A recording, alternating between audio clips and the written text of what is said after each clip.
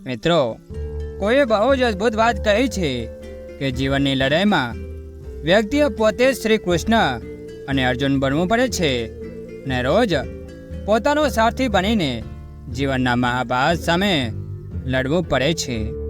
આજે હું એક અદ્ભુત વાત કહેવા જઈ રહ્યો છું જે તમારું જીવન બદલી નાખશે. આ વાર્તાની શરૂઆત થાય છે એક વેપારીથી. તે વેપારીએ પોતાનું આખું જીવન બિઝનેસ ઊભું કરવામાં વિતાવી દીધો હતો. પણ મિત્રો, કહેવાય છે ને કે ઘણા પૈસા હોય તેને ઘણી ચિંતાઓ હોય. આ ન્યાયે તે બિઝનેસમેન પોતાના બિઝનેસને લઈને ખૂબ જ ચિંતા કરતો હતો. તે ભવિષ્યની ચિંતા કરતો હતો કે મારો દીકરો મારો બિઝનેસ સંભાળશે કે નહીં, બિઝનેસનું કામકાજ કેવી રીતે કરશે, તેને આવડશે કે નહીં. આવા વિચારોથી તે ઘેરાયેલો હતો. પણ તેનો દીકરો તેના પપ્પાને કહેતો કે પપ્પા, મને બિઝનેસ સંભાળવાની એક તક તો આપો. હું પણ ધંધો કેવી રીતે કરવો તે શીખી ગયો છું. મને એકવાર બિઝનેસ મેનેજ કરવા તો દો. પરંતુ તે વ્યક્તિએ એકવાર પણ તેના દીકરાને મોકો ન આપ્યો. થોડા સમય પછી તે બિઝનેસમેનને હૃદય રોગનો હુમલો થયો અને તેને હોસ્પિટલમાં દાખલ કરવામાં આવ્યો. આ સમાચાર તેના દીકરાને મળ્યા એટલે તે તેના મિત્ર સાથે હોસ્પિટલમાં દોડતો આવ્યો. ત્યારે ડૉક્ટરે કહ્યું, તારા પિતા પહેલાં કરતાં સ્વસ્થ છે અને તે ધીમે ધીમે સાજા થઈ રહ્યા છે. આ સમાચાર સાંભળીને તે રૂમની બહાર આવ્યો. ત્યાં તેનો મિત્ર ઊભો હતો. તેણે પૂછ્યું, દોસ્ત, શું થયું તારા પિતાને? વેપારીનો દીકરો બોલ્યો, મારા પિતાને હૃદય રોગનો હુમલો થયો હતો, પણ હવે તેમને સારું છે. ચાલ, થોડી વાર આપણે બહાર જઈએ. જ્યારે તે બંને મિત્રો હોસ્પિટલની બહાર આવ્યા ત્યારે તેમને એક આઈસ્ક્રીમ વેચનારને જોયો. વેપારીના દીકરાએ કહ્યું, ભાઈ, ચાલ આપણે બંને આઈસ્ક્રીમ ખાઈએ. આ સાંભળીને તેનો મિત્ર ચોંકી ગયો. તેના મિત્રએ મનમાં વિચાર્યું કે આ કેવો દીકરો છે. તેના પપ્પા હોસ્પિટલમાં દાખલ છે અને આને આઈસ્ક્રીમ ભાવી રહી છે. પણ તે કશું ન બોલી શક્યો. વેપારીનો દીકરો અને તેનો મિત્ર આઈસ્ક્રીમ ખાતા ખાતા વાતો કરી રહ્યા હતા. આખરે મિત્રએ તેના મનમાં ઉઠતા પ્રશ્નોને અટકાવી ન શક્યો અને તેણે વેપારીના દીકરાને પૂછી જ લીધું, તારા પિતાની તબિયત સારી નથી અને તો અહીં આઈસ્ક્રીમ ખાઈ રહ્યો છે. શું તને તારા પિતાની ચિંતા નથી?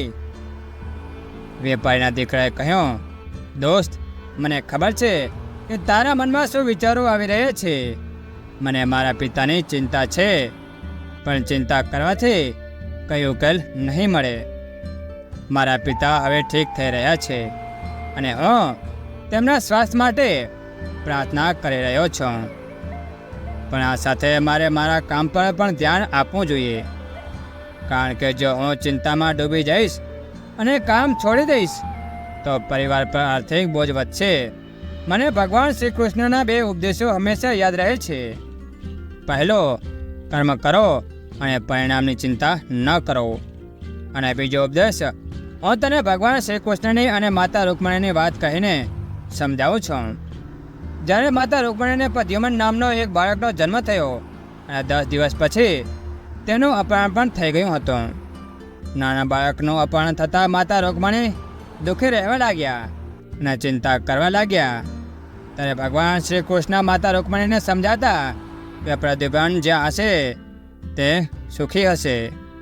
તમે ચિંતા ન કરો, ખુશ રહો અને સ્વસ્થ રહો. પણ માતા રૂકમણી ચિંતા કરતા રહેતા. આમને આમ 18 વર્ષ વીતી ગયા. 18 વર્ષ પછી પ્રદ્યુમન પાછો આવ્યો. ત્યારે પ્રદ્યુમન દ્વારકા પાછો આવ્યો ત્યારે તેની પત્ની માયાવતી પણ સાથે હતી. પણ સમસ્યા એ હતી કે પ્રદ્યુમન કરતાં માયાવતી 20 વર્ષ મોટી હતી. માતા રૂકમણી ખુશ થયા કે તેમનો દીકરો પાછો આવી ગયો છે, પણ થોડા સમય પછી દુઃખી પણ થયા, કેમ કે પ્રદ્યુમન પોતાની ઉંમર કરતાં 20 વર્ષની મોટી છોકરીને પરણીને લાવ્યો છે. માતા રૂકમણી પોતાના પુત્ર પ્રદ્યુમનના લગ્ન માટે ચિંતિત થઈને ભગવાન શ્રી કૃષ્ણ પાસે ગયા. તેમણે પ્રશ્ન કર્યો કે પ્રદ્યુમનના લગ્ન મોટી છોકરી સાથે કેમ થયા, જ્યારે તેને સારી રાજકુમારી મળી શકોત. આવી ઘણી બધી વાતો કરીને તેમણે પોતાનો અસંતોષ વ્યક્ત કર્યો. ભગવાન શ્રી કૃષ્ણે શાંતિથી સમજાવ્યા કે જે થઈ ગયો છે તેને સ્વીકારી લો અને વ્યર્થ ચિંતા ન કરો.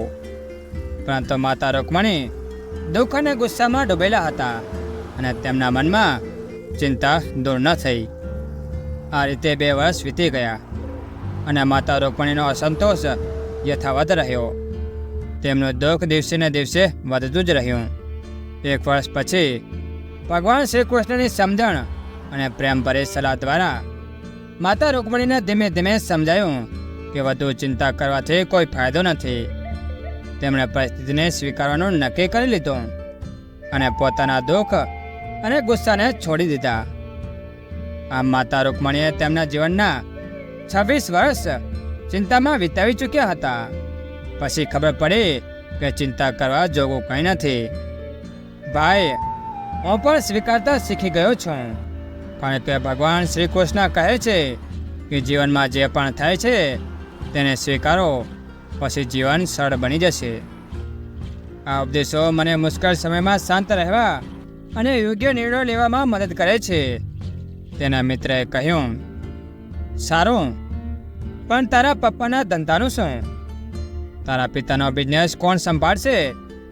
તારા તો હજુ ઘણું શીખવાનું બાકી છે ને. શું તને ખરેખર લાગે છે કે તું આ બધી જવાબદારી સંભાળી શકીશ? વેપારીનો દીકરો થોડો હસ્યો અને બોલ્યો, મિત્ર, મને ખાતરી છે કે મારા પિતા જલ્દી સાજા થઈ જશે અને ફરીથી બિઝનેસનું સંચાલન કરશે. પણ જો કંઈક અનપેક્ષિત થાય તો પણ હું ચિંતા નહીં કરું. મેં મારા પિતા પાસે ઘણું બધું શીખ્યો છું અને મને વિશ્વાસ છે કે હું તેમના આપેલા માર્ગદર્શનનો ઉપયોગ કરીને બિઝનેસને સફળ બનાવીશ. અને ભગવાન શ્રી કૃષ્ણએ અર્જુનને પણ કહ્યું હતું કે તે યુદ્ધમાં તેનું કર્તવ્ય પૂર્ણ કરે અને પરિણામની ચિંતા ન કરે. એટલે ભગવાન શ્રી કૃષ્ણ હંમેશા મારી સાથે છે. તેઓ મને માર્ગદર્શન અને શક્તિ આપે છે. હવે વેપારીના દીકરાના આવા શબ્દો સાંભળીને તેનો મિત્ર પ્રભાવિત થઈ ગયો. એક તરફ તે દુઃખી હતો કે તેના મિત્રના પિતા બીમાર હતા. બીજી તરફ તે મિત્રના શાંત અને સમજદાર વલણથી પ્રભાવિત પણ થયો.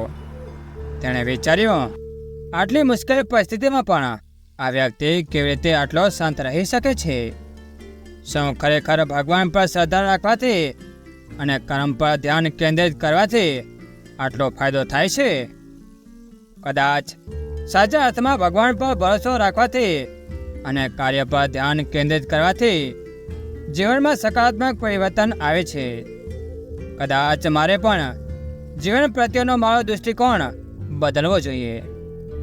પછી તેણે કહ્યું, મિત્ર, તારી વાત તો સાચી છે. ચિંતા કરવાથી કંઈ ફાયદો નથી.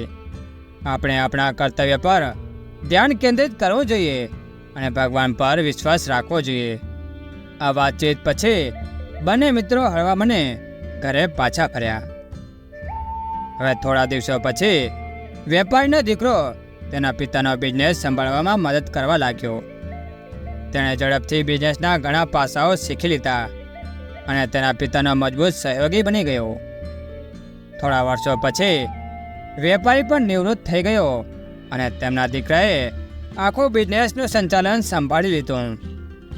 તેણે તેના પિતાના માર્ગદર્શન અને શીખવેલી કુશળતાનો ઉપયોગ કરીને બિઝનેસને નવી ઊંચાઈએ પહોંચાડી દીધી. આ વાતચીત દ્વારા વેપારીનો દીકરો મુશ્કેલ સમયમાં પણ શાંત અને સકારાત્મક રહેવાનું મહત્ત્વ સમજાવે છે. મિત્રો, જીવનમાં આવતી દરેક પરિસ્થિતિને સ્વીકારી લેવી જોઈએ. ચિંતા કરવાથી કોઈ સમસ્યાનો ઉકેલ આવતો નથી. તેના બદલે તે તમારા માનસિક સ્વાસ્થ્યને નુકસાન પહોંચાડે છે.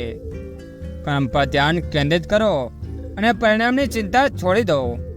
ભગવાન પર શ્રદ્ધા રાખો. તેમના આશીર્વાદ માટે પ્રાર્થના કરો. જીવનમાં જે પણ થાય છે તે ભગવાનની ઈચ્છા મુજબ જ થાય છે. તેથી મુશ્કેલ સમયમાં પણ તેમના પર વિશ્વાસ રાખવો મહત્વપૂર્ણ છે. જે થઈ ગયો છે તે સ્વીકારીને આગળ વધવો જોઈએ.